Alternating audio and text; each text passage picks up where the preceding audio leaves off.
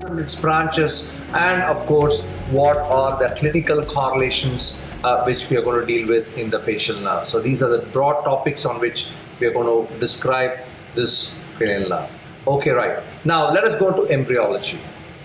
So the facial nerve develops from the second pharyngeal pouch. So this is very, very important. And our next episode or lecture is going to be on branchial arches and pharyngeal pouches. So that is going to be on Saturday, right, Pradeep?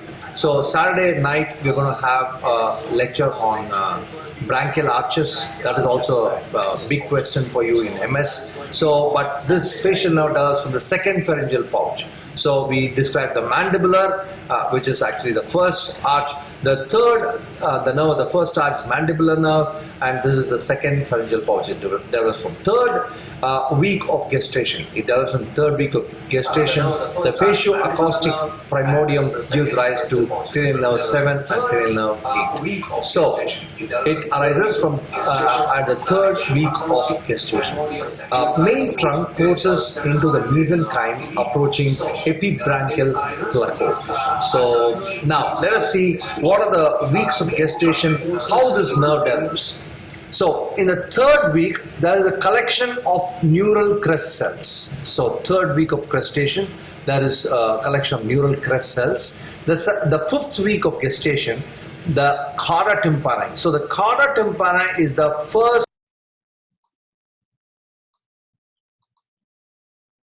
branch of the facial nerve to develop. So this is very, very important. Many MCQs can be asked in this. Which is the first branch to develop in gestation? The answer to that question is chorda tympani, and the greater superficial petrosal nerve, and of course the seventh nerve nucleus. So that occurs in the fifth week of gestation. In the seventh week of gestation, the geniculate ganglion develops and the nervous intermediates. So 3, 5, 7, 8 and 12.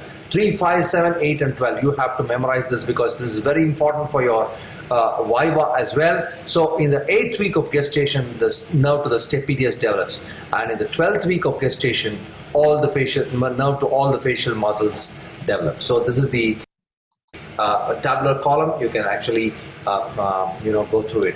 Now let us see basically when I did my PG, I did it from Madras Medical College. I had done around 80 to 85 temporal bones by the end of my MS post-graduation. So you please understand that you can get a hold on the facial nerve only by doing temporal bone dissections. Of course, after that, I used to do it every week after my MS, still maybe 1 or 2 years. Now maybe around 500 to 600 temporal bones I would have dissected wherever I had a chance. You just have to see one of my dissections. This I have dissected just to show you the facial nerve. That's actually the retrofacial cell dissection. See the facial nerve. That's the vertical segment, and that's the horizontal segment. And you can see that this is actually the vertical segment of the facial nerve which has been dissected there. And of course you can see the labyrinthine block here. That's the superior canal, the lateral canal, the posterior canal, and this is just to show you the course of the facial nerve. You can see the chorda tympani there, and I'm going to show you just a video here. Of course, this is a temporal bone dissection, just taking off the chorda tympani. You can see the stapes suprastructure very clearly, and you can also see the course of the facial nerve, the horizontal part and the vertical part of the facial nerve. You can see that very clearly here, and you can also see that the labyrinthine block has been clearly demarcated. Of course, we will be showing you a few more dissection videos just to show you an idea of how you have to do the temporal bone dissection and you have to do the facial nerve dissection. So that's just want to show you as a preliminary.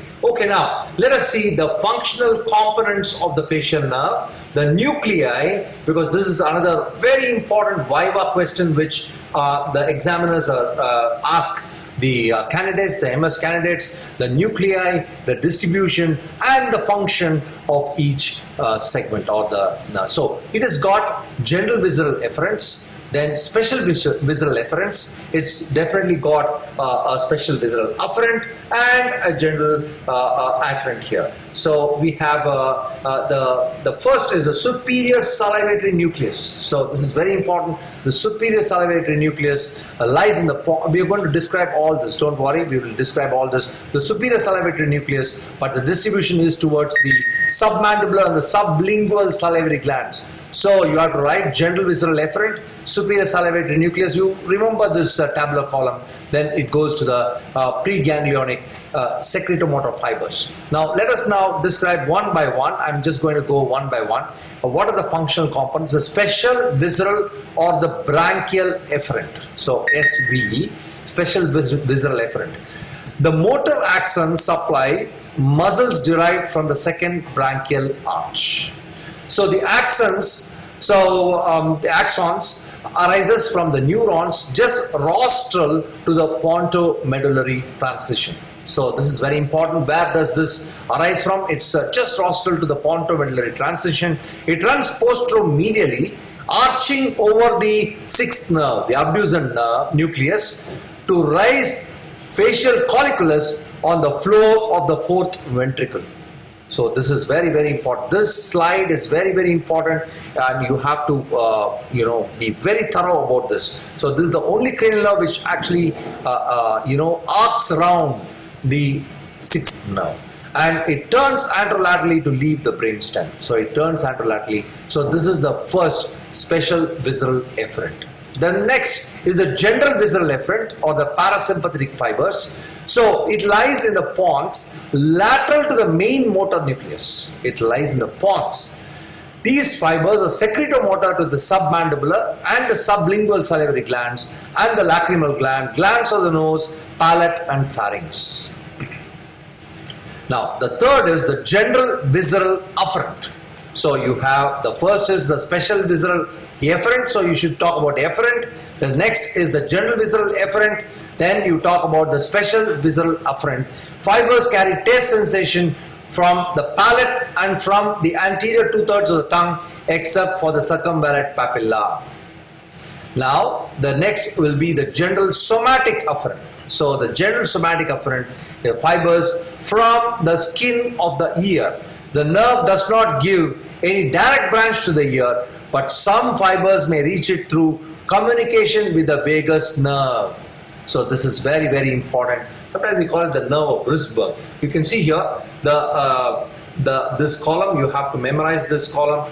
So this is very, very important, and that's why I described all this. What are the components of the facial nerve? It's a special visceral efferent, general visceral efferent, and you have the special visceral afferent and general somatic afferent. So you have to clearly know about that. Now, what are the nuclei of the facial nerve? The fibers of the nerve arise from 4 nuclei situated in the lower pons.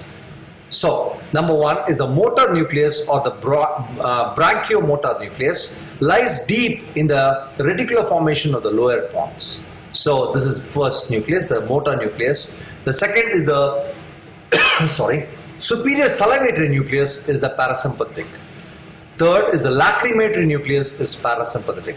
A nucleus of tractus solitarius, and it is gustatory and also receives afferent fibers from the glands. So what are the nuclei? There are 4 nuclei: the motor nucleus or the branchiomotor.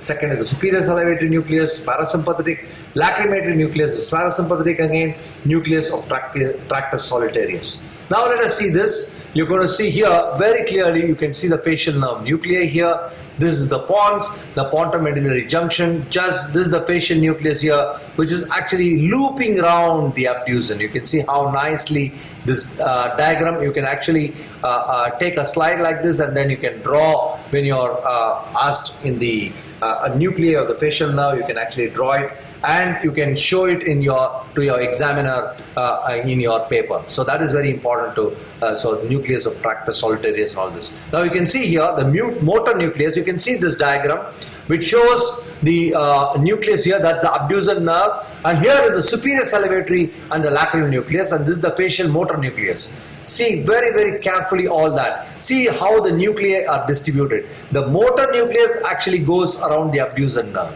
The motor nucleus fibers goes around the abducer nerve, and then this is the nucleus of tractus solitarius, and then this is actually the trigeminal nucleus tract, and the nervus intermedius, all this coming here. So this is very important. Now let us again see another diagram, the nervus intermedius. Of course, this is again line diagram showing the same, where the motor nucleus goes around the abducent nucleus. So this is very important for the exam going MS postgraduates. Oh, hello, Dr. Anthony Francis. Professor Anthony has joined us. Thank you, Professor Anthony, the encyclopedia of ENT I call. And of course, what is the motor nucleus? It's a main nucleus of the facial nerve. The motor nucleus, the main nucleus of the facial nerve, lies in the lower part of the pons, and it is lateral to the 6th cranial nerve and medial to the 8th cranial nerve. So it is lateral to the 6th and medial to the 8th, and supplies the facial muscles. What are the facial muscles supplied, and what are the all the muscles we will be describing? Of course, it also supplies the stylohyoid, the posterior belly of digastric, the platysma, and the stapedius. So what are the muscles supplied by the facial nerve? You have to answer the muscles of facial expression, the stylohyoid, the posterior belly of digastric, platysma, and the stapedius. Okay, now this is another diagram showing that a 3D view of the nucleus going around the 6th nerve and then coming out here. So you can see that very clearly. The superior salivatory nucleus is here. This is the superior salivatory nucleus. This is the motor nucleus of the 7th nerve, and of course this is the abducent, which is here, and then the nucleus of tractus solitarius. You can see that very clearly in this picture. Now, you might be asked a short notes on nucleus solitarius. This is I've seen that in one of the MS exam papers. I think you should know about it. Nucleus solitarius. So a column of gray matter embedded lateral to the vagus nerve. The rostral part deals with taste. You just have to write these. That's it. You will get full marks for if you write this. It's a short notes which I saw it in the exam paper. The rostral part deals with taste. The caudal part deals with GI and cardiorespiratory function.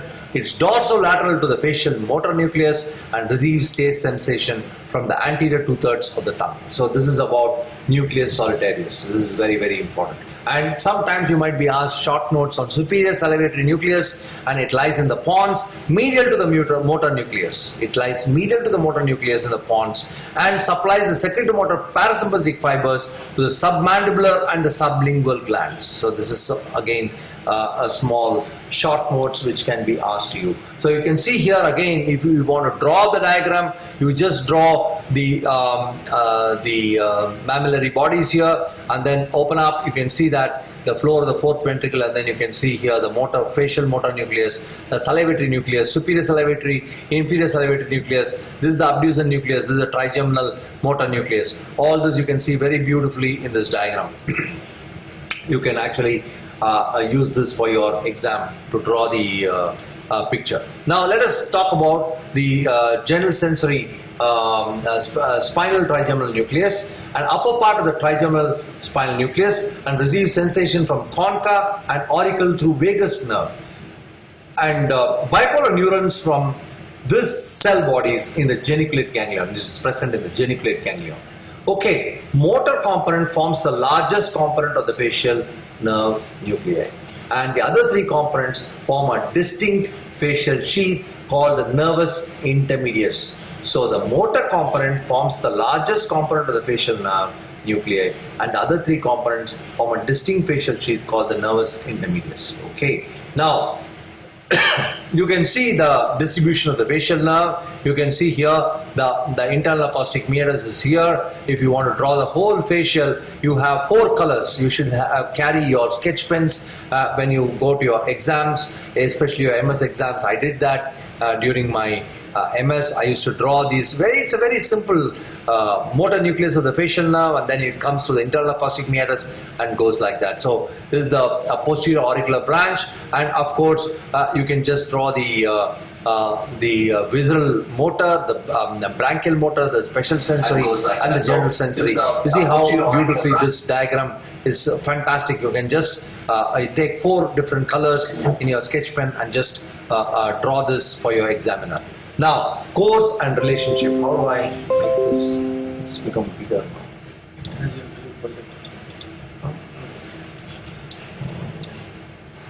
Okay, now the course and the relationships. Now, the ingenious pathway of the facial nerve through the middle ear and mastoid adds to its complexity and refinement of middle ear microsurgery. Thus, a thorough knowledge of the facial nerve anatomy, along with its multiple landmarks, is essential for an accurate, safe, and effective surgical intervention in the middle ear pathology. So we are now going to deal with a lot of the slides which are going to be totally about the facial nerve and how this facial nerve is going to be seen during surgery and things like that. So this is what we are going to deal with right now. Now, this is what you have to remember. This chart, you can actually memorize this chart, because this is going to be a very, very important chart which can be asked in any of your viva or in your theory exams as well. And this is the chart I honestly feel you should remember. Number one is the supranuclear cerebral cortex, and then the brain stem is motor nucleus of the seventh nerve, superior salivatory nucleus of tractus solitarius. So length, there's no length. And then the intracranial part of the facial nerve, the meatal segment, you see here, brainstem to internal artery meatus. So from the brainstem till the internal artery meatus, you have 13 millimeters. So it's around 1.3 centimeters. That's where you will have the Obersteiner Riedlich zone. So you have, so we'll talk about that, how the hemifacial spasm is produced. It's here. Now in the meatal segment, it's around 8 to 10 millimeters. Labyrinthine segment is 3 to 4 millimeters. You see, fundus to the internal acoustic meatus, and the fundus to the porus, so is around 3 to 4 millimeters. Tympanic segment is around 8 to 11 millimeters. So the mastoid segment is 10 to 14 millimeters, and the stylomastoid foramen to the pes anserinus is around 15 to 20 millimeters. So you should remember this slide. It's very, very important, because this has to be actually known by every postgraduate. Every postgraduate should know. They will just, the examiner will just ask you, what is the length of the labyrinthine segment? You should say immediately, spot on, 3 to 4 millimeters. What's the length of the tympanic segment? 10 millimeters. What's the length of the mastoid segment? Is 10 to 14 millimeters, and of course the next is around 15 to 20. So here, the cerebroportine angle segment. Let us deal with every segment. The CP angle segment. The facial nerve leaves the brainstem at the pontomedullary junction. So this also can be asked to you. Where does it leave? It leaves at the level of the pontomedullary junction, about 1.5 millimeters anterior to the vestibulocochlear nerve. So it just in front of the vestibulocochlear nerve. The motor fibers loop around the abducens nerve, which we have already described, forming a facial colliculus in the floor of the fourth ventricle, joined by the nervus intermedius together with the eighth nerve, cross the CP angle. So it crosses the CP angle. So it lies ventral to the eighth nerve. It lies ventral to the eighth nerve. The facial nerve then follows a posterolateral course through the cerebropontine cistern for a distance of around 15 to 17 millimeters to enter finally the porus of the internal acoustic meatus in the temporal bone. So this actually, some people might find it difficult to understand the statement. So what I'm going to do in the coming days is I'm planning to do a live to show you the CP angle segment of the facial nerve, how we deal with hemifacial spasm, and suppose you have an internal the acoustic neuroma, how we dissect the acoustic in this segment. So I'm going to show you a lot of such videos, but not now, but as we progress on our life, we will do that. Now, the CP angle segment of the facial nerve is 1.8 in millimeters in diameter, and smaller than the cochleovestibular nerve, which is actually around 3 millimeters. So the eighth nerve diameter is 3 millimeters at the CP angle segment, whereas the facial nerve is such a thin nerve. Yesterday when I was dissecting the acoustic neuroma, I should make the suction power very, very low. Even if there is a suctioning of that facial nerve, which is very delicate, you can actually cause a facial palsy.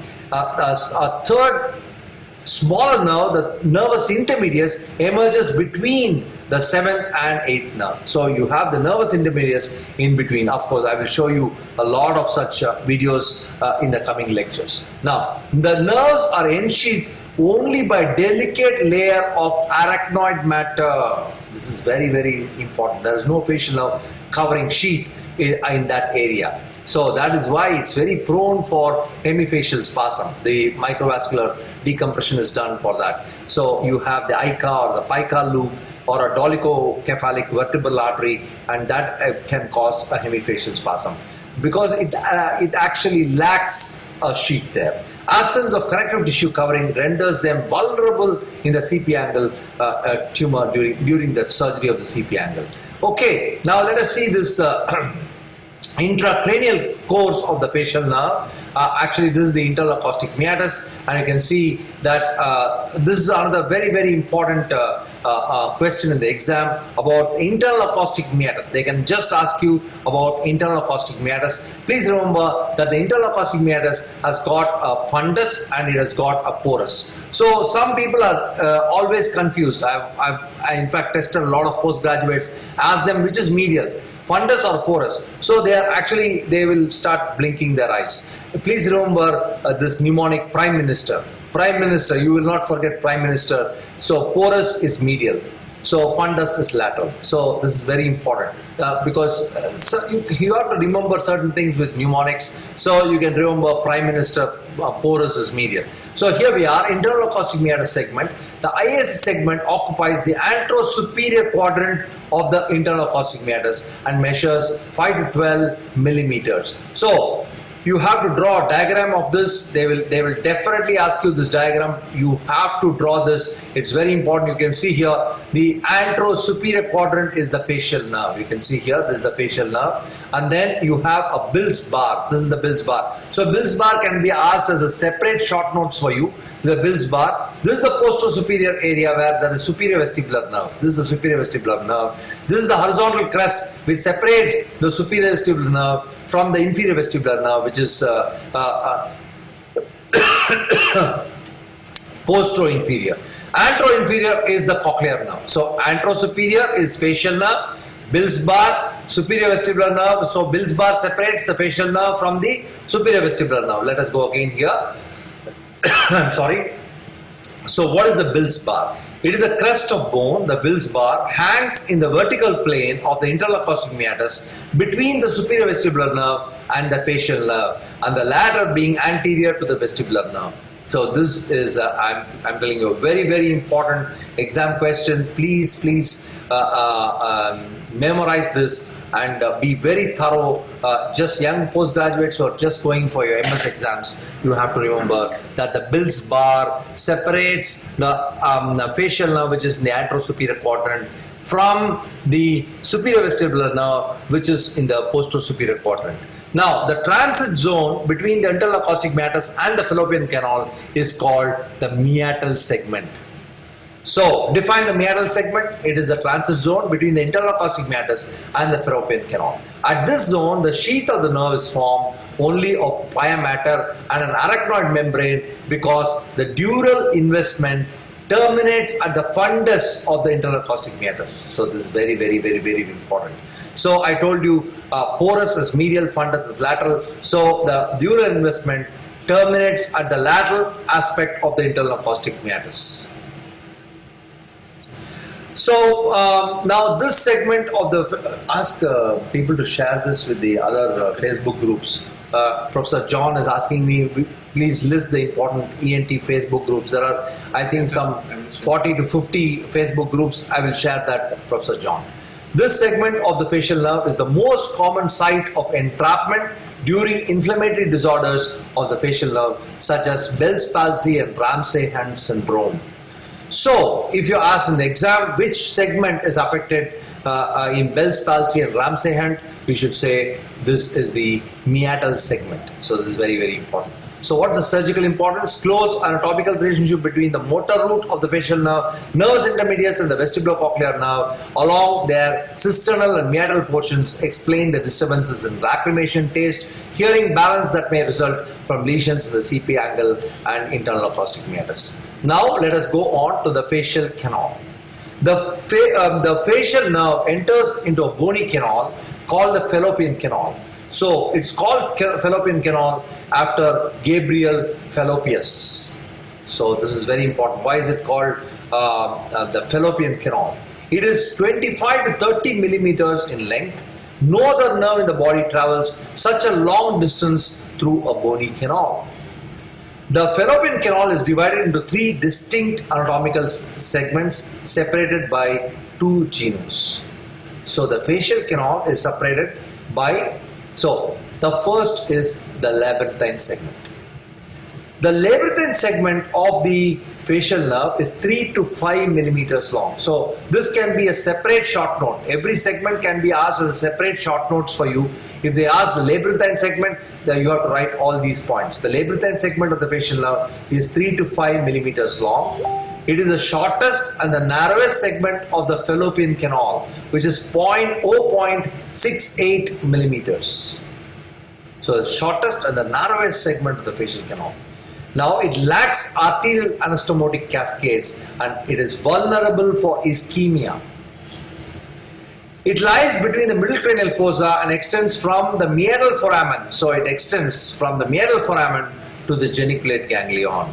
So they'll ask you the extent of the labyrinthine segment. One person asked me about the labyrinthine segment in the question session, Vaishali Kataria Punia. So this is to answer your question. So from the meatal segment till the geniculate, meatal foramen to the geniculate ganglion is the labyrinthine segment.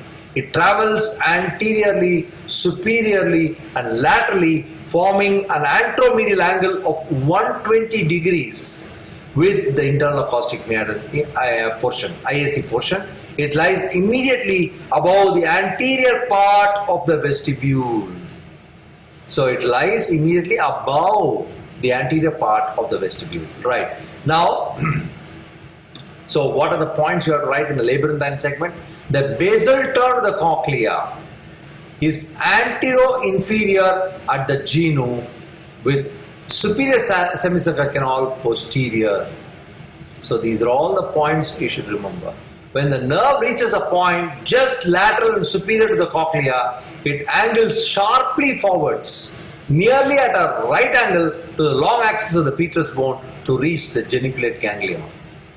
Of course, I will show you this in a dissection, so you will understand better when I show you in the dissection specimen. So before reaching the geniculate ganglion, both the facial nerve and the nervus intermedius remain distinct entities and they meet each other just before joining the geniculate ganglion. So just before joining the geniculate ganglion only, the nervus intermedius and the facial nerve meet. So here is a beautiful diagram showing from the middle fossa how the facial nerve is seen. You can see this is the internal acoustic meatus portion. You can see here, that's the IAC. And then here is the GSPN, greater superficial petrosal nerve. This is the first genu, and then you can see the horizontal segment of the facial nerve. And you can see here the malleus, the head of malleus, and then the body of the incus. And here are the superior semicircular canal, the posterior canal, and the lateral canal. See the dissection from above. You can see very beautifully the various the first genu very clearly here, right? Now, the next question which can be asked is the tympanic segment of the facial nerve. Or usually I have seen in your exam papers, the MSPGs, they ask about the intratemporal facial nerve. That's the commonest exam question which is being asked in your basic MS exams. So you will have to write all the segments, right from the internal artery meatal segment, labyrinthine segment, tympanic segment, extends from the geniculate ganglion anteriorly to the second genu of the facial nerve posteriorly. So anteriorly from the geniculate ganglion, posteriorly till the second genu. The tympanic segment inclines inferiorly and posteriorly to descend obliquely sorry, along, can you get some water? Yes, along the medial wall of the tympanic cavity, above the cochleariform process. This is very, very important. It's above the cochleariform process and the oval window and below the bulge of the lateral semicircular canal. The second genu of the facial nerve is situated posterior to the oval window. The length of the tympanic segment of the facial nerve varies from 9 to 12 millimeters, and the width of the tympanic segment varies between 1.2 to 1.6 millimeters. In fact, if you look at Shambo textbook, we have referred to several books to make this presentation. If you look at Shambo, he says it can be there is an 50% out of all the segments. There is an 50%. So that is very important. The relationship between the facial nerve and the cochlear process is stable and constant. So the more, to me, I think this is a very important Viva question which many of the people will ask you. They'll ask you, which is the segment, which is the most constant landmark? Even if all the landmarks are eroded by cholesteatoma, which will be present? And the answer will be the process cochleariformis. Now, the cochleariform process is resistant to necrosis even in the presence of aggressive otitis media or cholesteatoma. So that's the best and the most constant landmark. What is it?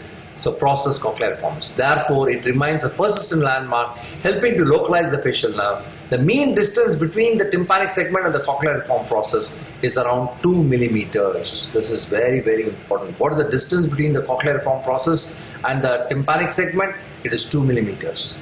Now, let us see the endoscopic view. This is the endoscopic view of the right middle ear through a posterior tympanotomy. We have put the endoscope through a posterior tympanotomy showing the tympanic segment of the facial nerve and its relationship with the cochleariform process, a stapes, and so this is the stapes. This is the facial nerve. You can see this is the facial nerve, and this is the process cochleariformis marked in asterisks. You can see very, very nicely, and of course the facial nerve is seen beautifully in this and with an endoscope. That's the attic above. This is the head of the malleus, and of course this is the tensor tympanic tendon. Okay, right. Now the next will be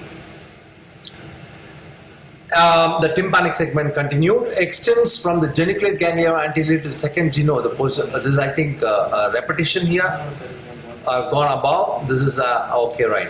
Now this is a very important diagram. I think you will all have to draw in your exam paper. This is what is commonly asked to you, the intratemporal part of the facial nerve. So this is another diagram which you can utilize for your exams, and you can see here the GSPN, the first geno, and then this is the tympanic segment, and then this is the vertical segment. You can see the distance from the lateral semicircular canal is 2 millimeters. The length is 11 millimeters. From the process cochleariformis, it's 2 millimeters. And from the round window, it's 4 millimeters. From the oval window, it's 4 millimeters. So this you can see how beautiful this diagram is, showing a fantastic representation of the facial nerve. Tympanic segment 11, the vertical segment is 15, and then it's going towards stylomastoid foramen. So this shows a beautiful representation of the first genu, the second genu, and the vertical segment of the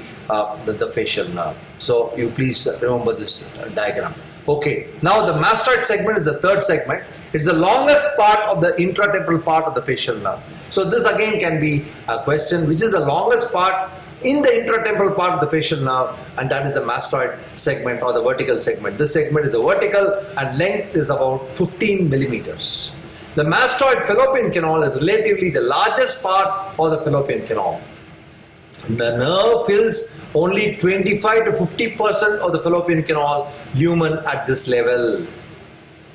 Inflammatory entrapment of the facial nerve is rare in the mastoid segment. So this is very, very important because it fills only 25 to 50% of the canal. It runs vertically downwards in the posterior wall of the tympanic cavity and anterior wall of the mastoid from the second genu, just distal to the pyramidal process to the stylomastoid foramen. So what is the extent? They'll ask you from the second genu to the level of the stylomastoid foramen. Now the minimal distance from the annulus tympanicus to that is tympanic annulus to the facial nerve is about 1 millimeter at 9 o'clock position. So that is the closest it will be. And this fact permits to increase surgically the dimensions of the posterior tympanotomy by sacrificing the conotympanic nerve. Okay, right. Let us see all that. We are going to show so many videos about the dissection of the facial nerve. Now, as the nerve descends inferiorly towards the mastoid tip, it becomes more lateral. It becomes more lateral. In many cases, the inferior portion of the mastoid segment may course lateral to the plane of the postero-inferior quadrant of the annulus. So this is very important. Now, during canaloplasty, the annulus should not be considered as a secure landmark for facial nerve. The facial nerve may pass lateral to the annulus. In such cases, drilling of the posterior-inferior quadrant or the external artery meatus, even lateral to the annulus, may lead to facial nerve injury. Okay, so now I will tabulate and give you all the landmarks of the facial nerve, but before that we will just see how the facial, this is the vertical segment of the facial nerve, that's the choroid tympani, this is the antrum, it's called the antrum threshold angle, this is the antrum threshold angle, this is the short process of incus, you can see that, and then this is the lateral semicircular canal, this is the lateral canal, this is the posterior canal. The posterior canal very clearly seen. This is the ampullary end of the posterior canal. This is the ampullary end of the lateral canal, and you know that the non-ampullary end of the superior canal and the posterior canal meet to form the crus commune. So here you can see very clearly the posterior tympanotomy has been done. The choroid tympani very clearly seen, and of course we will see more of it very soon. The geniculate ganglion. They can ask short notes again of geniculate ganglion. The geniculate ganglion is situated at the lateral end of the labyrinthine segment. So this should be your first line. The pain fibers of the auricular branch and the taste fibers of the choroid tympani synapse with the second sensory neuron at the level of the geniculate ganglion. Second statement. Third statement is secretomotor fibers to the lacrimal gland pass through the geniculate ganglion and form the greater superficial petrosal nerve. So how does it form? Of course, we are going to talk about ganglions in ENT. So in that you will get the pathway, all the pathways it's going to be a separate lecture for you on ganglions and ENT. That's again important short notes in MS exam for you, and we will be dealing with that very soon. Now let us go on to, at the level of the geniculate ganglion, the facial nerve takes an abrupt posterior direction, forming an acute angle of around 40 to 86 degrees between the first and the second segment of the facial nerve, and this is the first genu of the facial nerve. So at the geniculate ganglion is the first genu. The geniculate ganglion is dehiscent in 15% of temporal bones, a condition which makes the facial nerve vulnerable to injury during middle cranial fossa surgery. Okay, now you can see here, this is the facial nerve, the internal acoustic meatus, and then this is the geniculate ganglion. You see how it's going at an acute angle here, it turns here, and that's the greater superficial petrosal nerve, and here is the tympanic segment, and then this is the mastoid segment. Here is the nerve to stapedius, and this is the choroid tympani. We will be talking about all this very soon, and of course we will be dealing with every branch of the facial nerve. Now, the second genu. So we talked about the geniculate ganglion, the first genu, and now we are going to the second genu. The second genu is the junction between the tympanic and the mastoid segment of the facial nerve. So here is the second genu. Here is the second genu. Exactly here. I don't know if you can see the cursor, but here is the second genu. Now, junction between the tympanic and the mastoid segment of the facial nerve, just lateral and posterior to the pyramidal eminence. So where is the pyramidal eminence? This is the pyramidal eminence. You can see here in this the diagram, the pyramidal eminence is here. It is just lateral and posterior to the pyramidal eminence. The facial nerve changes its direction and course inferiorly about 2 to 3 millimeters to form an angulation of about 90 to 125 degree called the second genu. So this is very, very important. They'll ask you how much degree turn it takes in the second genu. The answer is 90 to 125 degrees. So all these have been taken from standard textbooks. So you can actually quote the books also. I'll give you all the books from which we have taken these statements. So you can definitely quote this lecture, definitely. The second genu lies inferior to the lateral semicircular canal and medial to the short process of incus. So tell me two landmarks of the second genu: lateral semicircular canal, short process of incus. The mean distance between the short process of incus and the second genu is a relatively constant relationship, and it measures around 2 millimeters. So the distance between the short prosophonicus and the second genu is a relatively constant landmark. It measures 2 millimeters. It's very important. The second genu of the facial nerve is the most susceptible portion of the nerve to suffer from an iatrogenic injury. So this is another question which can be asked. Which is the commonest site of iatrogenic injury during ear surgery? The answer is second genu, because it is not visible before identifying the nerve itself, especially in case of invasive cholesteatoma and granulation tissue. Knowing that the second genu is located inferior medial to the adytus, the nerve could be at risk of injury while drilling towards the adytus. Especially, I've seen some postgraduates when they drill from medial to lateral, extend the adytus, they want to widen the adytus, the burr can actually damage the second genu. Now, we will go on to, oh my God,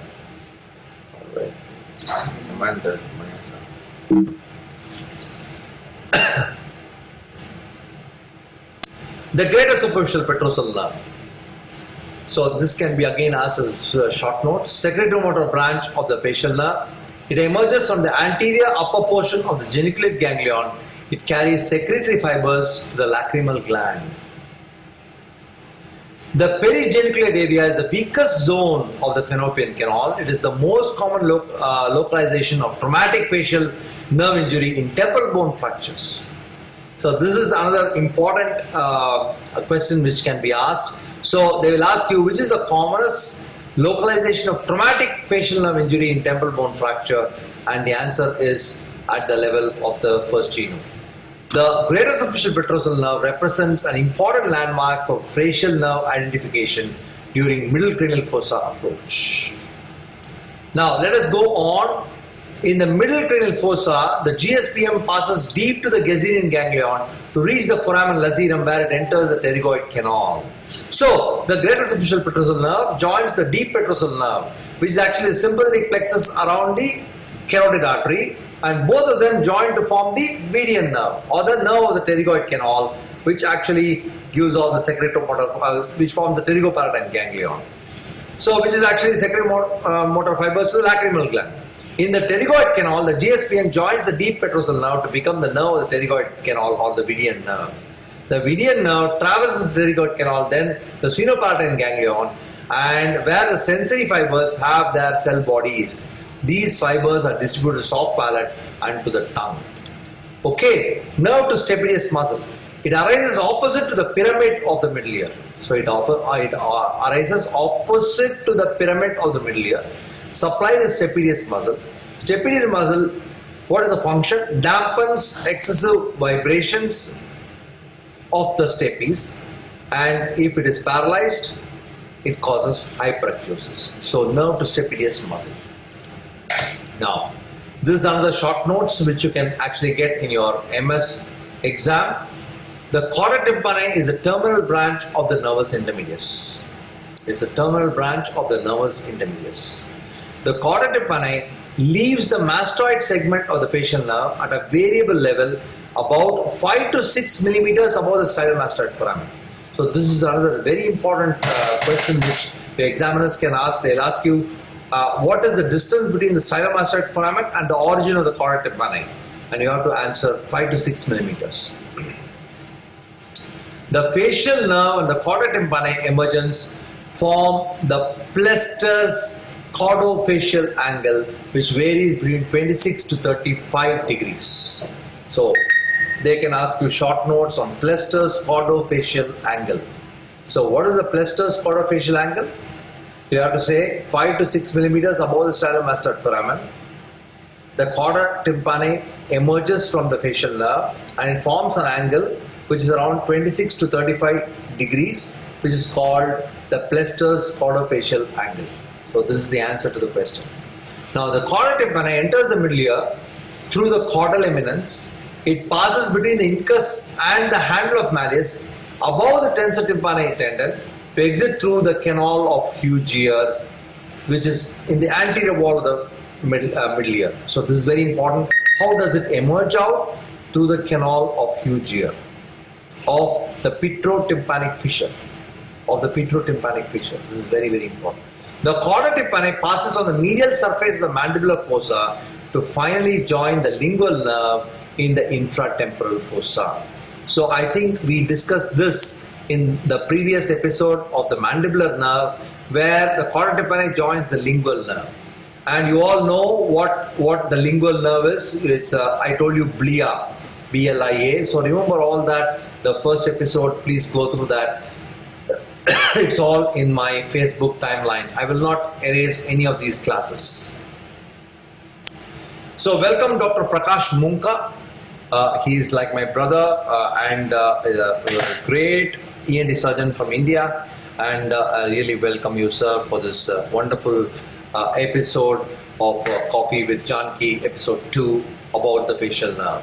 We are discussing all about the facial nerve. Here we are. So this is the facial nerve. Just have a look at this cortical mastoidectomy and also the posterior temporal which has been done. So it's called the Plester's cordofacial angle. This is the Plester's cordofacial angle. You can see here very clearly. This is the short process of incus. This is actually the posterior temporal. In cochlear implants, this is what we do. We are also going to have a lecture on cochlear implants. I will show you some beautiful videos. We do cochlear implants very regularly in our center. So most of you might know me as only a rhinologist, but believe me, I do a lot of ear surgeries every day. So I just want to tell you that we do all kinds of surgeries in Royal Pearl, mostly ear surgeries. So this is our prime a bulk of surgeries which we do at Royal Pearl. So this is the incus, the lateral semicircular canal is here, and of course the mastoid segment. Okay, now you can see the chorda tympani. If you're asked short notes on chorda tympani, I already told about it, but you can draw this diagram and you can show that's the facial nerve, the Plester's cordofacial angle, and then you can see that going through that anterior canal of Hughes. This is the canal of Hughes, and then it joins with the lingual nerve. You can see, you can show them that. Okay, now mastoid segment identification during mastoid surgery. This can be again a short notes for you. Exposure to the facial nerve is done through a cortical mastoidectomy. The most important landmarks for identifying the facial nerve and mastoid cavity are: number 1, horizontal semicircular canal. Dr. Prakash, I'm using, I may not be able to use the pointer, I'm using the cursor, but it is not seen in this Facebook Live. I'm really sorry for that. So I'm sure that, I mean, it will be useful, but I'm sorry, I'm not, the cursor is being used by me, but it is not showing there. I'm sorry, Dr. Prakash. So I understand, Dr. Matthew Jackson, that I have to point it with the, I am trying to do that with my cursor, but you're not able to see that in the live. I'm sorry, I'm not able to replicate that. So you'll have to, go through the diagram. I'm sorry, I don't know. I don't have a way to actually point it.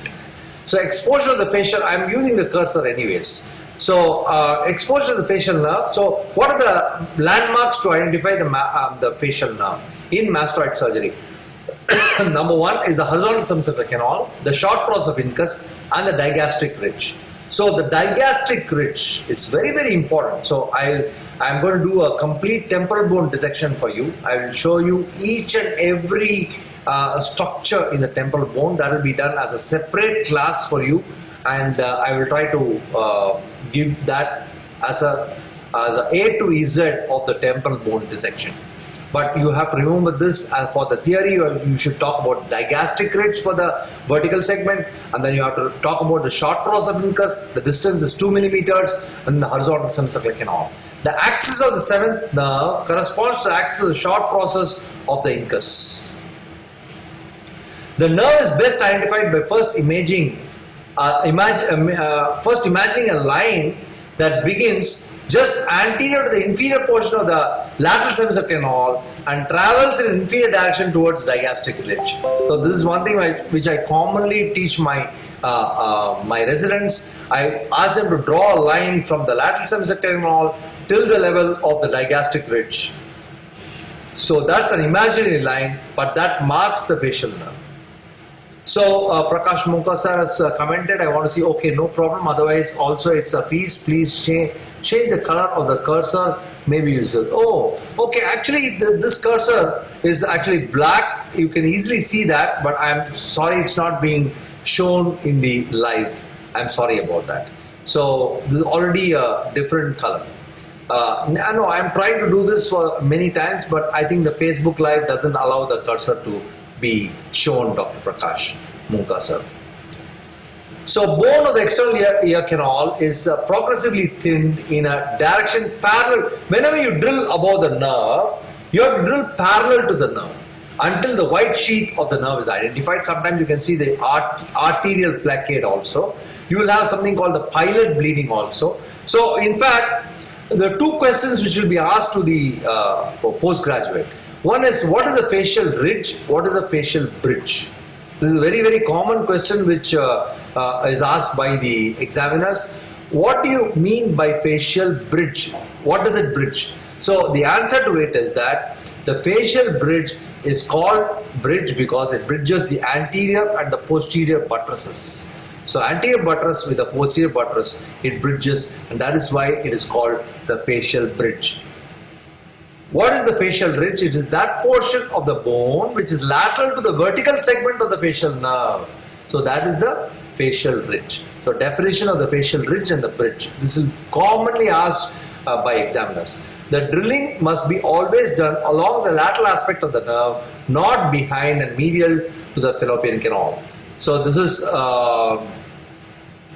yeah, that's right. That's right, Dr. Sanjeev Yadav. Okay, right. Now, the posterior auricular nerve turns backwards and upwards between the mastoid process and the auricle. It supplies the posterior auricular and the occipital muscles. So the next muscle which is supplied is the stylohyoid. Stylohyoid is supplied by the nerve to stylohyoid. Digastric is supplied. Posterior belly of digastric is supplied by the facial nerve. So the anterior belly of digastric, anybody can type the answer. Well, I did a episode on that. Can anybody type which nerve supplies the anterior belly of digastric? Let it be a small prize question for you. If anybody can type. Many people are watching. There's a huge crowd watching this. Maybe at least 400 to 500 people definitely watching this. So if anybody can type which supplies the anterior belly of digastric, I'll be very happy. Now, these are two important things you will have to remember: the facial recess and the sinus tympani. So this is again exam question: facial recess, sinus tympani. So the group of cells seen lateral to the second genu of the facial nerve in the upper part of the vertical segment of the facial nerve, and it rarely exceeds around 2 to 3 millimeters. Now superiorly it's bounded by the fossa inquitis, laterally by the chorda tympani, medially by the proximal part of the vertical segment of the facial nerve, and anteriorly the annulus. So you have to remember these boundaries. Correct. So the mandibular, but what is the nerve, specific nerve? Can you tell me, Dr. Naveed? Okay. Now indications is cochlear implant insertion. The facial recess approach is for cochlear implant insertion and also facial nerve decompression. So let us see one. The bone, yeah, correct. Inferior alveolar nerve, Helicobacter pylori. Wow, what a name! So you can see here that I am now drilling off the labyrinth, and I'm just doing a dissection. I have so many videos on temporal bone dissection just to teach my fellows and residents. So I'm just showing you that's the vertical portion. This is the horizontal portion. These are all dissections we used to do almost every other day in our hospital, Royal Pearl Hospital. We train our fellows. They do a lot of temporal bone dissections. Of course, now the wet bones are not available. You'll have to buy that. But we have a temporal bone lab here. So we have a very good high-end microscope and also TV monitors to dissect the facial, the temporal bones. So, but now you can see that I'm drilling off and I'm just doing a translab approach, and I'm just trying to delineate the labyrinthine segment of the facial nerve. And how is it seen? It is seen like this. You can see here I'm doing a dissection here. We have opened up the vestibule. That's a sigmoid sinus here. This is the dural plate here. This is the vertical, the horizontal segment of the facial nerve. And let us see how the labyrinthine segment of the facial nerve is seen. You can see here, and everybody should perform this exercise. I honestly request all the postgraduates to do wet temporal bone dissections before they perform any mastoid surgeries. I honestly believe that we have to learn on the temporal bones. You can see here the vertical segment, the horizontal segment, and of course I think we'll be seeing the labyrinthine segment as well. So you can see here how nicely the superior semicircular canal is seen, the crus commune, the posterior canal, the vestibule is here, that's the sigmoid, sinus here, the plate here, the sinus plate, and of course I've done a little bit of the retrofacial dissection, and these are all some dissection specimens. Now let us now see, of course we'll be performing one temporal bone dissection as a live workshop for you, for sure. Now let us go on to radiological anatomy. So this is very, very important actually. So we do an axial CT scan to see the facial nerve, and you can see here, oh yeah, Matthew Jackson is right, the mylohyoid branch, and Disha Methwani also gave the right answer.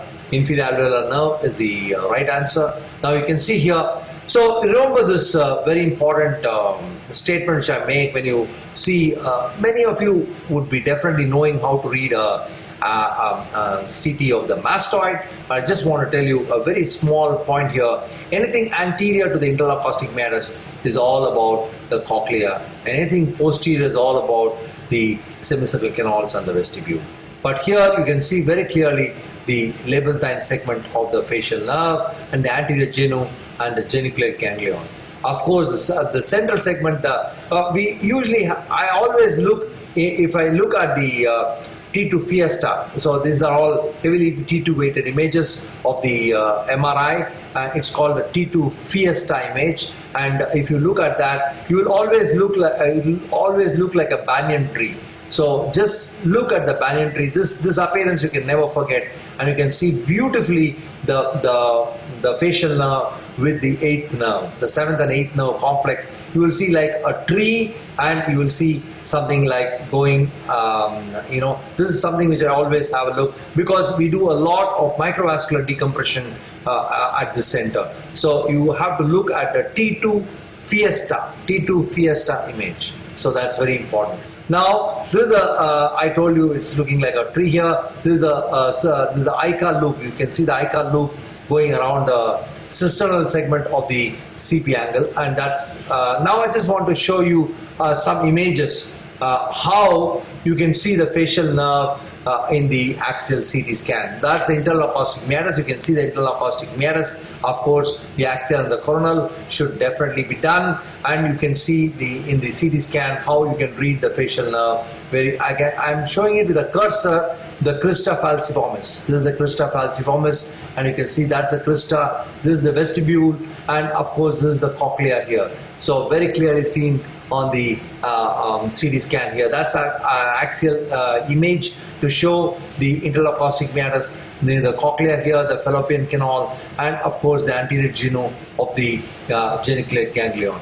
Very clearly seen in the CT scan. Of course here, that's the part. You can see like I always look at the R. So if you write the R like a Roman R, you can see very beautifully, that's the segment where the labyrinthine segment turns into the horizontal segment. That's the geniculate ganglion here. This is the geniculate ganglion, and that's like looking like an R. So you can see here, that's an inverted R maybe, and that's how you look for that segment. Very beautifully seen facial nerve. So that is something which I always remember. This is the signet ring appearance, and you can see here the tympanic segment, very clearly the tympanic segment of the facial nerve, very clearly. That's the signet ring appearance here.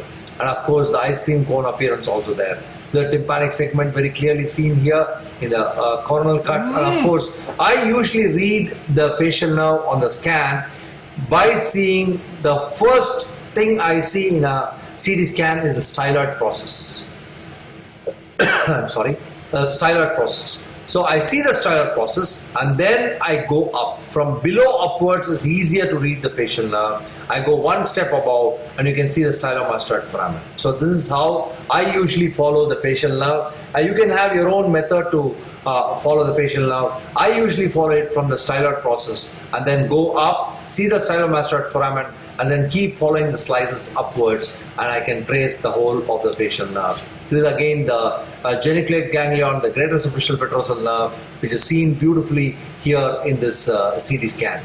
You can see that. So just a few words about how to read the CT scan of a facial nerve. Okay, now let us go on to extracranial course. The facial nerve crosses the lateral side of the base of the styloid process. It enters the posteromedial surface of the parotid gland, runs forwards through the gland, crossing the retromandibular vein. It crosses the retromandibular vein. It's called a Patty's fascio-venous plane. So please remember that. You might be asked a question called Patty's fascio-venous plane in your exams, and the external carotid artery behind the neck of the mandible. It divides into its 5 terminal branches which emerge along the anterior border of the parotid gland. So within the facial canal, what are the branches? Number 1, greater superficial petrosal nerve, nerve to stapedius, and chorda tympani. And it exists from the stylomastoid foramen, posterior auricular, digastric, and the stylohyoid. So this is a very important, again, a question: what are the branches within the facial canal and in the stylomastoid foramen? And of course, terminal branches of the parotid are temporal, zygomatic, buccal, marginal mandibular, and cervical. So the 5 branches, you have to remember all these very, very, very clearly. Okay. Now, you can see here, if you want to draw the facial nerve completely here in the face, you can just draw the cervicofacial and the zygomatic or temporal branch, and how it divides into the temporal, the zygomatic, and then the buccal, and then you have the marginal mandibular. Of course, you have the upper buccal and the lower buccal, and then the marginal mandibular and the cervical branch of the facial nerve. Now, the terminal branch is the stylomastoid foramen. The main trunk enters the substance of the parotid gland. The first separation into the upper and lower division usually occurs behind the mandible. Of course, we are planning to show also the parotid gland dissection in another classroom. We will do that. The upper division is the temporal, zygomatic, and upper buccal. The lower division gives our lower buccal, mandibular, and the cervical. This you can easily remember, very easily, and you can say temporal, zygomatic, buccal, mandibular, and cervical. Sorry. So these are the 5 branches, the terminal branches of the facial nerve. Of course, I'm not going to describe each branch. This is will consume a lot of time. Now, the lesions of the facial nerve. You can see here that's a supranuclear lesion, and you can have a nuclear lesion, CP angle lesion. You can have a lesion in the labyrinthine segment, and then a suprastapedial segment, supracaudal segment, intracaudal segment. There are so many. You can draw these cuts. If they ask lesions of the facial nerve, just remember this diagram. Just draw these cuts, and then you have to explain how will you test for all these lesions. So that's what you're going to describe now. Now, site A, above the stylomastoid foramen. It causes Bell's palsy, which presents as loss of motor functions of all the muscles of the facial expression, leading to the deviation of mouth towards normal side, inability to close the mouth and eye, and accumulation of food, the vestibule of mouth, flattening of expression lines. Site B is above origin of the chorda tympani. All the signs and symptoms of lesion A, that is Bell's palsy, plus decreased salivation. So if there is decreased salivation, the site of lesion is above the chorda tympani. And the loss of taste sensation in the anterior 2/3 of the tongue. Now, site C is above the origin of the nerve of stapedius. All the signs and symptoms of lesion B plus hyperacusis. It's so easy. I made that tableau. I think Dr. Pradeep has made a fantastic tabulation of all this. Site D is at the geniculate ganglion. All the signs and symptoms of lesion C plus loss of lacrimation. See how simple it is. So that's it. So what is the blood supply of the facial nerve? Very important question. Anterior inferior cerebral artery, at the cerebroportile angle, the labyrinthine artery, branch of the ICA, and within the internal acoustic meatus, the superficial petrosal artery, branch of the middle meningeal artery, at the level of the geniculate ganglion and nearby parts. Then the stylomastoid artery, which is a branch of the posterior auricular artery. This can be asked to you. What is stylomastoid artery a branch of in the viva? And the answer to it is, it's a branch of the posterior auricular artery, which is again a branch of the external carotid artery. Posterior auricular artery supplies the facial nerve at and distal to the stylomastoid foramen, and the venous drainage parallels the arterial blood supply. Okay, now let us go on to landmarks. This is again a very, very important question, which again and again I emphasize on. This is again will be asked in your exam. So, what are the landmarks of the facial nerve, the middle and mastoid surgery? Number one is the process cochleariformis. The most standard landmark is the process cochleariformis. The second is the cork. What is the cork? Define the cork. They might ask you, what is the cork? It's a bony ridge which hangs from the tegmen anterior to the head of the malleus, useful in identifying the first genome. Now, the oval window, the facial nerve runs above the oval window and posterior segment of the horizontal part of the facial nerve. So these are all the landmarks. Number 4 is the lateral semicircular canal. Number 5 is the pyramid. Pyramid also, the nerve runs behind the pyramid. The second genome is lateral and posterior to the pyramidal process. Now, the retrofacial hair cells helps in delineating the medial aspect of the vertical segment of the facial nerve. So, tympanomastoid suture, they'll ask you, is the tympanomastoid suture a landmark? Yes, the tympanomastoid suture, facial nerve runs 6 to 8 millimeters medial to the tympanomastoid suture, and in vertical or mastoid segment, nerves runs behind the suture. So, digastric ridge, the nerve leaves the mastoid at the anterior end of the digastric ridge. So, now, in the mastoid surgery, what are the pointers? Number 1 is the tragal pointer. We all know the nerve lies 1 centimeter deep and slightly anterior and inferior to the pointer. Cartilaginous pointer is a sharp triangular piece of cartilage of pinna and points to the nerve. That's called the tragal pointer. Now, the tympanomastoid. This is not parotid. That's for parotid surgery, yes, that's right. Number 2 is the tympanomastoid suture. A nerve lies 6 to 8 millimeters deep to the suture. The styloid process, the nerve crosses lateral to the styloid process, posterior belly of digastric. So, 2 important landmarks if you are asked. Number 1 will be the tragal pointer, second will be the posterior belly of digastric. In between both, you will find the extratemporal part of the facial nerve. You see how the facial nerve is seen very nicely, the extratemporal part of the facial nerve. Okay, now differences in anatomical relationship of the 7th nerve in adults and children.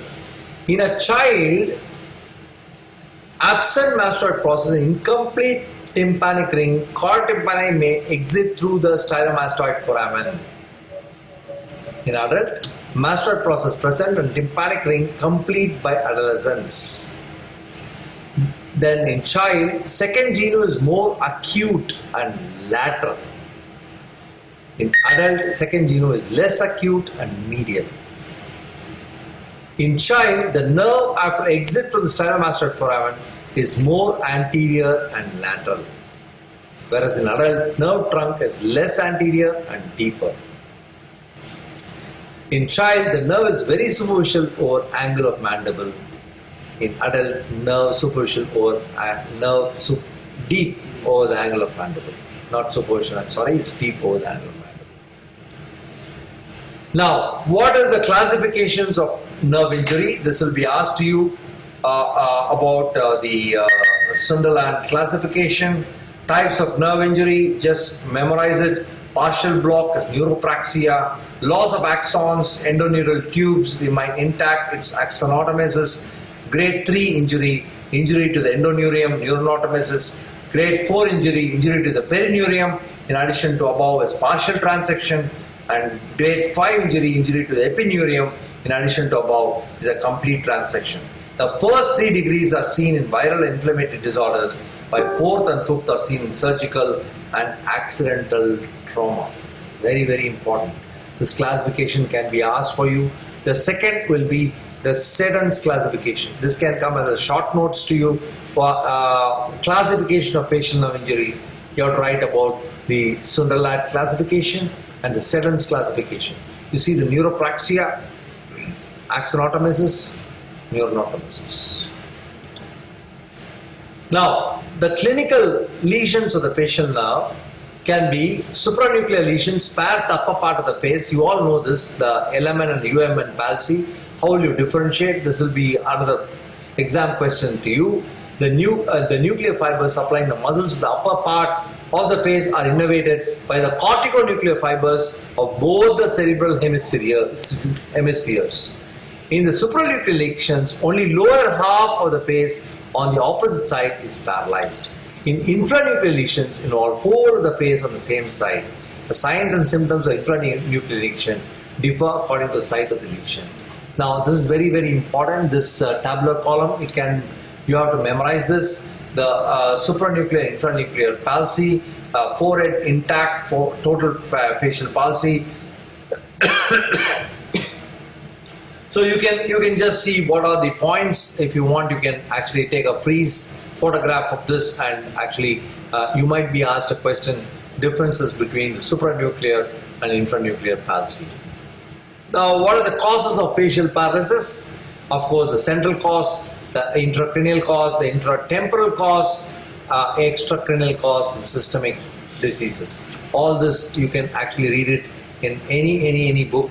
And what are the approach, the history taking, the physical findings and the investigations. But another classification, again you have to remember, is the House-Brackmann's facial nerve grading system. Grade 1, grade 2, grade 1 is normal, grade 2 is mild dysfunction, grade 3 is moderate dysfunction, grade 4 is moderately severe dysfunction, grade 5 is severe, and grade 6 is total palsy. So here you should know about what is the movement of the eye, the mouth. So you can actually memorize this classification, House-Brackmann's grading. You generally remember that in grade 1 it is normal, and grade 2 slight weakness noticeable on close inspection. The slight synkinesis will be there in grade 2. Grade 3 is obvious weakness but not disfiguring. And of course, the movement of the forehead, eye and the mouth you can see here, and you have to know about the House-Brackmann's facial nerve grading. Now the grading, what are the caveats of House-Brackmann's facial nerve grading system? It's not a perfect grading system because of the problems of inter and intra-observer variations, applicable only to disorders of the facial nerve proximal to the pes anserinus, and not appropriate for single branch injuries. This can be asked as a viva question to you. Now, what are the topognostic tests for facial palsy? They will definitely ask these questions. This question comes in so many exam papers, MS papers. Schirmer's test. It is actually a tear test, and it is semi-quantitative method of comparing lacrimal secretions on normal and affected side. And you take a 5 centimeter strip, which is 5 millimeters of filter paper. And if there is decrease in lacrimation of 75% or more as compared to the normal side, then it is positive. So I'm going to show you the Schirmer. This is the Schirmer's test. You keep it like this, the plotting paper here, and you compare the lacrimation on the affected side versus the opposite side. The second will be a stapedial reflex testing with an impedance audiometry. If absent, site of lesion between the geniculate cannula and I already described this. If present, then site of lesion is distal to the stapedius muscle. The third would be the taste testing, and you have to do it with either the salt, bitter solution on the lateral aspect, anterior 2/3 of the tongue towards the tip, and you can also do it with the electrogustometry, and of course submandibular gland flow, and by cannulating the duct, and salimetry 6% citric acid, 25% reduction in both sides is significant. You can see here the various tests which are being done. Now, what are the electrical testings which you can do for the facial nerve? Nerve excitability test. Minimal current necessary to stimulate the muscle movement when applied to a branch of the facial nerve. A difference of 3.5 milliamperes or greater between two sides is thought to be significant. So maximum stimulation test, strength and duration of stimulation is gradually increased from 1 milliampere to the 5 milliamperes, and it's useless less than 72 hours. So what is ENG? Electroneuronography. Action potential develops in the muscles by stimulation of the nerve is measured and expressed as percentage of degeneration compared to normal side.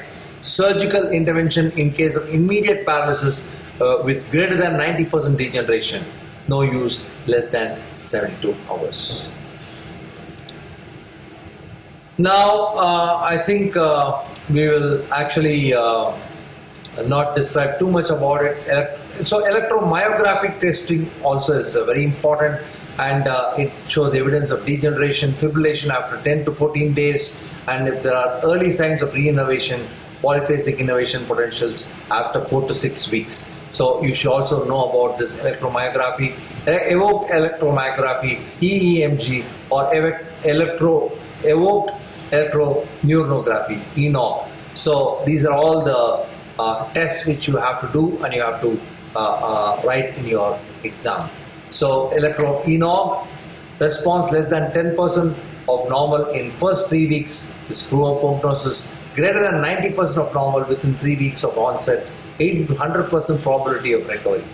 So advantage is reliable, disadvantage is uncomfortable, cost and test, retest variability and things like that. So you can see this, of course, it has been taken from standard textbook so this is all Shambo. So we have taken this from Shambo. So of course they might ask you about the limitations of electrophysiological testing and what is the imaging. So imaging, as you know, we already discussed about the MRI and the CT scan. So I'm going to skip all these. Just answer this. So Bell's palsy, this can be a short notes to you. It was first described by Sir Charles Bell. Bell's palsy is certainly the most common cause of facial paralysis worldwide. So here we are, the Bell's palsy, the facial nerve. You can see the smoothing of the forehead, inability to close the eyelid, and drooling of the mouth, of the corner of the mouth. So something about the Bell's palsy. It's a spontaneous idiopathic lower motor neuron facial palsy. Incidence is around 20-30 patients per 1 lakh population, 100,000 population. The incidence is greater older than 65 years and lower in children younger than 13 years. Male to female ratio of Bell's palsy are approximately equal. Left and right sides of the face are equally involved in Bell's palsy. It's a diagnosis of exclusion. Please understand, it's a diagnosis of exclusion, and paralysis or paresis of all muscle groups on one side of the face, sudden onset, absence of signs of central nervous system disease, absence of signs of ear disease. If it persists, usually it recovers, 70% will have a complete paralysis, bilateral paralysis occurs, and 0.3% has a history of previous paralysis. A family history of Bell's palsy can be listed in 8% of patients. So the main cause of Bell's palsy is latent herpes virus. Herpes simplex virus type 1 and herpes simplex zoster virus, which are reactivated from cranial nerve ganglia. An edema of the nerve within the inelastic facial fallopian canal. Recovery begins by 3 weeks. Full recovery by 6 months. So of course the Ramsay-Hunt syndrome is another short notes for you. You should read about Ramsay-Hunt syndrome. Also you have herpes zoster, and you have various grades. You can read that from Mawson's textbook. It's a beautiful description which has been given, various stages of herpes zoster. Of course, congenital facial palsy also is another topic which can be, what is Mobius syndrome? So Mobius syndrome represents a broad spectrum of clinical pathological findings ranging from isolated unilateral facial palsy, usually associated with 6th cranial nerve palsy, to bilateral absence of facial nerve, abducens nerve functions. One important question which can be asked in Viva, enumerate the cause of bilateral facial palsy. So this is very important. This is what you have to tell. Mobius syndrome, Guillain-Barré syndrome, myotonic dystrophy, skull trauma, infectious mononucleosis, cytomegalovirus infection, acute porphyria, botulism, Lyme disease, Bell's herpes simplex. So this is a very important Viva question. In fact, I was asked in my MS Viva, what are the cause of bilateral facial palsy? So when it came to this topic, they asked me this question. So traumatic facial palsy is the second most commonest cause. Of course, this is another short notes: temporal bone fracture, longitudinal and transverse. Longitudinal is 70 to 90%, and of course, hemotympanum will be seen, ossicular chain disruption, and external canal. You will have bleeding sometimes. Facial nerve paralysis is only 10 to 20%, and it's mostly in the horizontal segment. Whereas a transverse fracture is present in 10 to 30%. It's due to the occipital trauma. Sensorineural hearing loss and vestibular dysfunction can occur in transverse fracture. And facial nerve palsy is in 50% of individuals in labyrinthine segment. It can be from internal acoustic meatus to the horizontal segment. This is very, very important. You can see the longitudinal fracture, transverse fracture. So this again can be a short notes for you about the various kinds of fractures of the temporal bone. And what about iatrogenic? Most common overall surgery of facial nerve is parotidectomy. Most common autological procedure with facial nerve palsy is mastoidectomy, 55%, tympanoplasty, 14%. Mechanism: direct mechanical injury or heat generated from drilling. That's why whenever we use a diamond drill, we always use, we tell the staff to irrigate more. So you have to have a copious irrigation, or else the heat of the drill can cause a facial palsy. So what is the most common area of injury? We already discussed. It is distal tympanic segment, including the second genu, followed by mastoid segment. So that is the commonest. Surgical management, of course, facial nerve decompression, neurography, nerve transposition, hypoglossal facial, muscle transposition, temporalis masseter, and micro neurovascular flap, muscle flap, and static procedures like eye implant. This all will show surgeries. All this I have done here in Royal Pearl. We can show you facial nerve decompression. Of course, we can show you all the kinds of end-to-end anastomosis, as well as interposition grafts, facial hypoglossal. Of course, now we do the masseter facial anastomosis. That also I can show you. And of course, this is the pre-operative planning. We have protocol and site to be explored based on facial palsy and expected site. All this, we have various approaches to do a surgical decompression: transmastoid, middle plane fossa approach, and translabyrinthine approach. So what are the indications? Tumors limited to mastoid and tympanic segments, transmastoid approach, longitudinal fractures. That's a little controversial topic. AOM, COM, and involving tympanic segment and mastoid segment. Limitation: limited access to the geniculate ganglion, no access to labyrinthine segment. Now they also do the anterior approach. Of course, this is we will discuss that as a separate topic. So now I think we will now go on. We will not discuss all the approaches because it will take a lot of time. Let us go on to the each one. We have described the steps. Of course, these are all the kinds of dissection of the facial nerve, and of course a brilliant dissection which has been done. It's taken from a book, not our dissection specimen. Now, facial nerve reanimation is another exam question which can be asked. Assessment and planning, cause of facial palsy. Of course, the primary end-to-end anastomosis can be performed with a defect of 17 millimeters. So extratemporal repair can be performed less than 72 hours of injury. Most common methods of group fascicular repair, epineural repair. And primary nerve repair: severed ends of the nerve exposed and devitalized tissue are cut with a fine. We use the blade to cut it, small bits of epineurium, epinural sheath approximated with. We generally use the fibrin glue. Just we put the fibrin glue, and we generally now we don't even suture the nerve. Okay, now coming to nerve repair, this slide will tell you all about it.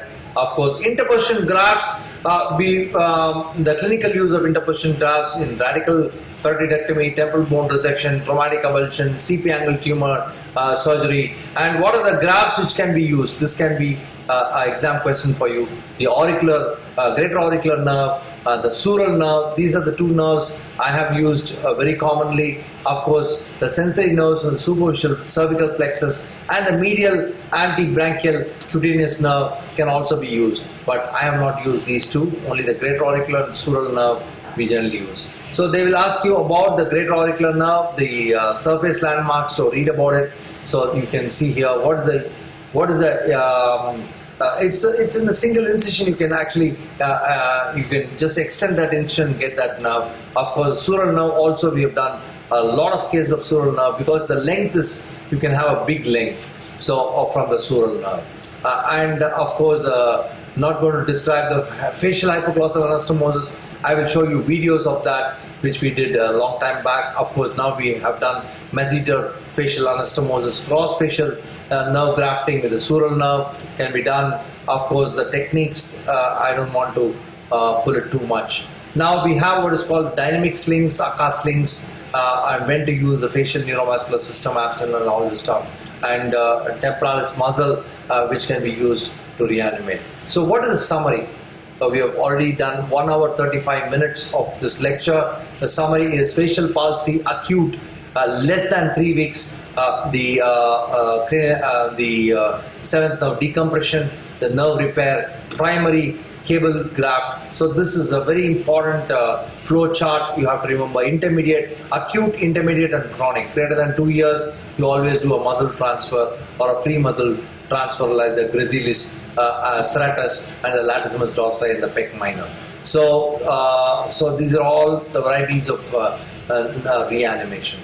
So I think we have covered quite a bit of facial nerve. Of course, the surgical aspects I will definitely cover in a separate topic. Each of the surgeries of the facial nerve we will try to discuss. We will try to completely cover all the surgeries pertaining to the facial nerve. I promise that this will all be dealt in the subsequent classrooms. But tomorrow, as I told you, we have a very major case in the night, so we will not be able to give you a class because I'm doing olfactory groove meningioma for a doctor, and so I'm sorry tomorrow we are not there. But day after tomorrow night at 9 o'clock we're going to deal with pharyngeal arches and pharyngeal pouches. So that is going to be a very important essay question for you for MS PGs. So with that, I want to say goodbye and thank you and good night.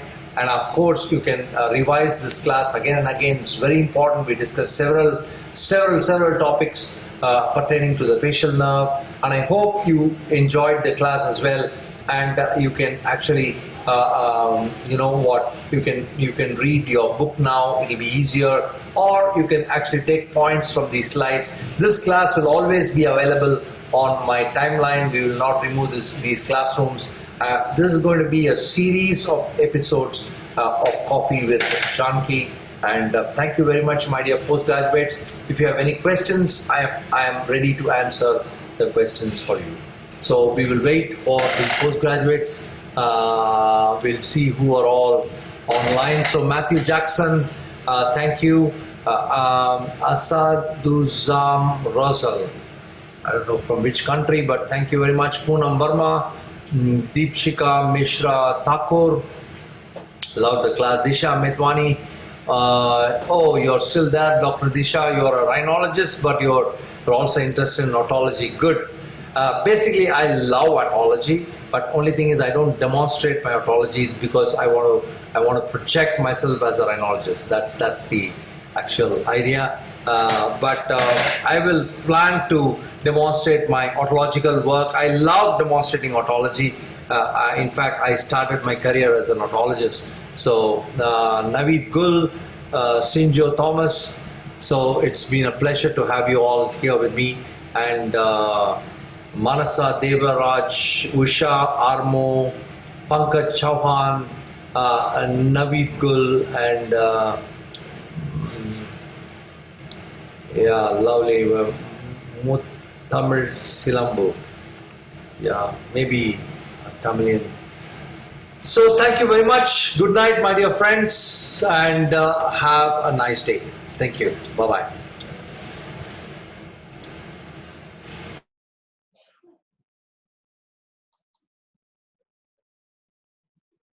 Okay, thank you, Naran. Excellent ENT teacher.